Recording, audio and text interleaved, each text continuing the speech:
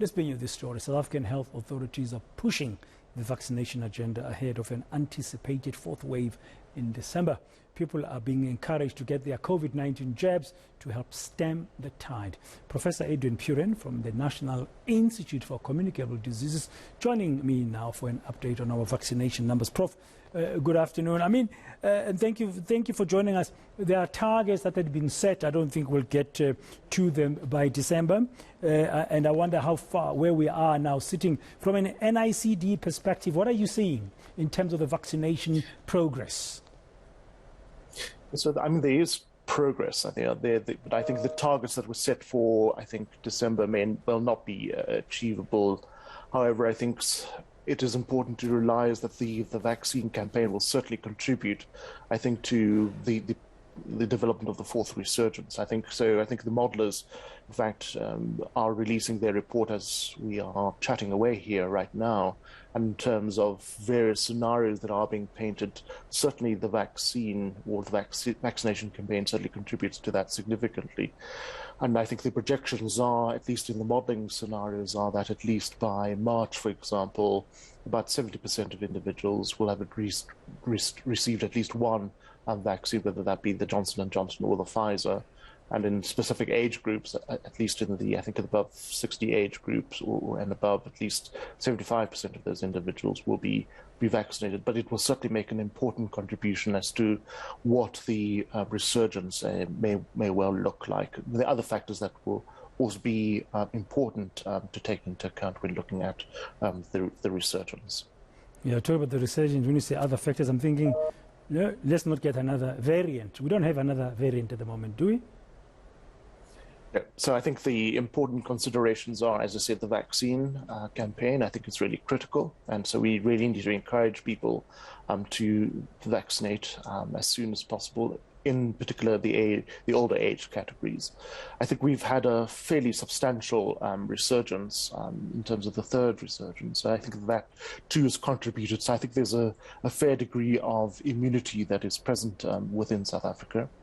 The Delta variant is certainly in circulation at the moment, and there's no evidence that there's any other circulating or competing variant at this particular time. So I think the contributions are in terms of a fourth resurgence. And again, I'd like to just point out that the focus of the modelling group is around the hospital admissions and death. And looking at those particular scenarios, we should really look at a very different scenario, a substantially reduction in terms of hospital admissions and death. But these are, again, important to consider when if you're a Department of Health employee in terms of your planning, that this is really going to be critical to still make sure that, in fact, you do have the hospital capacity, oxygen capacity, bed facilities, ICUs are still ready even though we are expecting a much reduced fourth resurgence with regard to admissions and deaths. I think we will still see substantial numbers, and again, I think it's become complicated as to how we measure that and what the approaches are by various provinces with regard to how they roll out their diagnostic testing. So the focus has shifted away from the testing numbers. As you know, we've always been focusing on that to a fairly large extent. So the focus is changing. It will still be there. I think those will be recorded. But I think the focus now is really around, if we have this vaccine campaign and we have a large extent of immunity in the community, what is the effect in terms of severe disease, i.e. hospital admissions and deaths? And if you've been vaccinated, of course, you will help those numbers to go down. If you say the fourth resurgence, or as we call it generally, commonly, the fourth wave might be less in terms of the numbers we saw during the third wave. Behavior, though, how we behave is still very important. We've just had the local government elections. We're building up towards the festive season. So how we carry ourselves in terms of the non-pharmaceutical interventions is still very, very much valid. Absolutely, Danny, you've said it so well. I think, I know we have these vaccine campaigns ongoing, but yes, I think I would like to encourage that South African community still maintains and adheres to the non-pharmaceutical interventions in terms of movement. in other words, still maintain less contact as best as possible. I know that this is a difficult season when people are moving about, schools are closing, people are moving back home. But still, I think I'd like to encourage that we still keep the numbers down in terms of our contacts. The wearing of masks, still critical. Rather be outdoors rather than indoors. And ventilation, again, is still really, really critical as well under those circumstances if there are indoor events. So even though we have this vaccine campaign ongoing, I think we still really need to focus on that. In fact, the modelers do take that into account. They do take into account that there will be a greater degree of mobility and contact with people not wearing masks and so forth. And we have seen that in terms of the various reports that people actually do wear their masks, but in fact, they are getting rather annoyed at the fact that this is going on for more than 2 years now. But I think we need to encourage that behavior. Yes, and time-wise, I mean, I hear December, I hear January. Is there concern that the holiday season that's upon us and will create a lot of behavioral challenges, and that when we come back in January, that's when we might begin to see the numbers spiking? And already we're seeing Gauteng, even with the low numbers, the numbers have declined. Gauteng currently is leading the count. Yes, so these are the lowest numbers that we've seen. But I think, again, I'd like to emphasize again, I think although we look at the numbers in absolute terms, we also need to look at them in terms of per population, per 100,000, just to keep perspective as to the changes in the numbers. But you're right. The movements that are going to occur over the next few weeks are really going to be critical and may well determine when we start to see the spikes and so forth. And so, again, we're looking at probably January, maybe even later, in terms of that, but it's difficult to predict. And I think, again, we've seen a great deal of heterogeneity across the provinces, and provinces such as, I think, Northern Cape and the Free State have not really behaved in the sort of conventional way as the other provinces have. So we may see some differences in those particular provinces as well. Yeah, because I work in media, I work here at eNCA, I get asked sometimes as I interact with people, should we expect another lockdown that's more restrictive than this level we are at currently?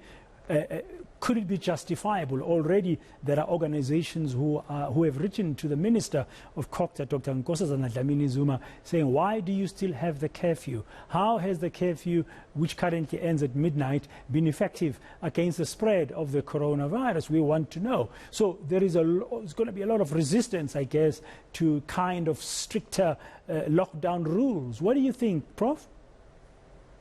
Yes, I think we're slowly edging towards, this virus becoming endemic. I don't think my sense, I think many of the experts out there as well, expect this virus to continue in terms of circulation, and we are going to adapt and vice versa to this particular virus. So I think we are getting to that point, you're quite right.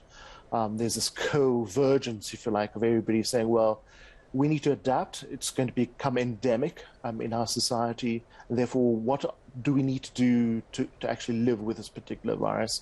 And where we need to possibly review our restrictions, we must do so and remove them, because their contribution in terms of how the virus is in circulation, how we're managing it, is such that we don't need these particular restrictions around us. I think there is a convergence around that particular thinking. So I'm sure that not only those who have applied to the minister, but also the ministerial advisory committees are also thinking along these particular lines, and as well as the NICED. I think we have looked at where are we going with this particular virus. I think the concerns would obviously be if we don't reach the high levels of vaccination, if we still put strain on our hospitals and so forth, and those are important considerations as we move towards a more endemic situation with this particular virus. At what level are we now, Prof, before I let you go? Because you've got the J&J, which was a single shot. Currently, healthcare workers are going for their J&J booster shot. Then, of course, you've had the rest of us who've had to take 2 jabs of Pfizer vaccine. There's fully vaccination and half vaccinated. And then we've been spreading it to young people, those who are aged between 12 and 17 as well. At what level are we, population-wise, globally in the country? At what percentage are we? And what would be ideal to get to, hopefully, by January? Yes, so currently, if I look at the figures, and again, I don't have the figures for the younger age groups, that's the, I think, 12 to 17, but 18 and above, I think in terms of the adult population, I think only about 34%, and I hope that's correct, are fully vaccinated. I think there's still a proportion, obviously, that have received at least a single dose of Pfizer, and I think that takes the figure up higher. So there's a fair level of protection in circulation, I think. As well as I said, the contribution from natural infections. And I would like to encourage people as well, even though you may have had what we call a natural infection, having the vaccination, I think, is also a great help in terms of boosting responses as well. So I think it's critical to say that if you have been infected before, please still go and get vaccinated. It certainly contributes. I think we really have to drive up, because again, you've seen in the different countries, I know that there are differences with regard to the vaccine campaigns in the different countries, but we have seen that the vaccine efficacies have certainly declined, and therefore the encouragement of boosters. So certainly in South Africa, they've certainly started with the healthcare workers, but my sense is that the discussion will be that we need to broaden out those booster vaccine campaigns as well. But I think let's get our larger population vaccinated as soon as possible. We need to really try and reach the highest possible levels that we can. What is that number? Is it 70%? You said currently 34% of the adult population is fully vaccinated. Is the larger one around 70%, 80%? Where does it sit? Yep, I think it's 80 and above, possibly. I think we started off, I think, when we spoke about herd immunity or herd protection, I think that magical figure was around 67% or 70%. But given the fact that we have a Delta variant, which is highly transmissible, and I would think that if the next variant comes along, it may even be possibly more greatly transmissible, we know that the vaccine effectiveness has declined. So in fact, that number, that magical number of 67 is no longer in that realm. So I think we have to even push it higher. And if we're on this trajectory at this moment, then we're not going to really achieve that. And as you see in the modeling exercise, certainly points out to at least 70% by March. Okay, Prof, thank you very much. So the key messages would be get vaccinated if you haven't done so, and continue to practice the non-pharmaceutical interventions like social distancing, sanitizing, washing your hands, wearing your masks, avoiding indoor activities as much as possible, use outdoors. I think those are very sensible words there from you, Prof, this afternoon here on eNCA. Professor Adrian Puren, Acting Executive Director at the NICD. Stay with